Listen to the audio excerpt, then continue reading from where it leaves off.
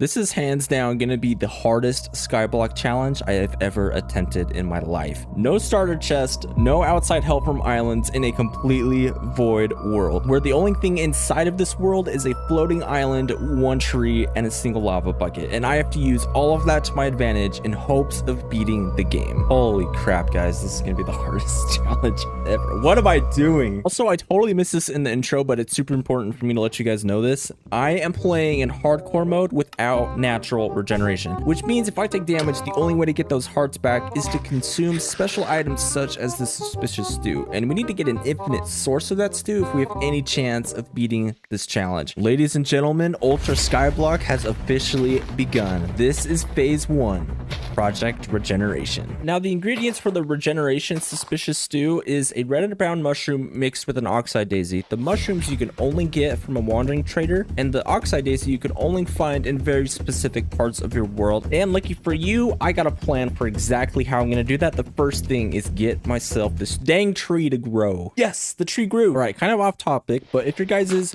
pet peeve is floating trees, get a look at this. Look at this. Now, the really beautiful thing about this tree is it has the possibility to give me saplings, because the only way I can get through this challenge is if I get wood, which means I need saplings. Guys, I got 4 stinking saplings. That is freaking awesome, man. That's like 4 trees. And you guys get to see firsthand those 4 trees turn into quite a few. I actually don't know how many trees it is, but I spent the next little while just planting a bunch of trees, expanding my platform, planting more trees, chopping all those trees down, and getting a lot of wood, because the next thing that I needed to do was get myself a grass block. And the only way that I knew how to do that was to get myself an Enderman farm. So basically how it works is there's this giant platform, and then on top of that platform there's going to be these pillars, and on top of those pillars there's going to be boats, which I'll use to capture Endermen to get myself a single grass block. Are you kidding me? I built that entire farm for an Enderman and it's right there, but I got a flippin' Enderman.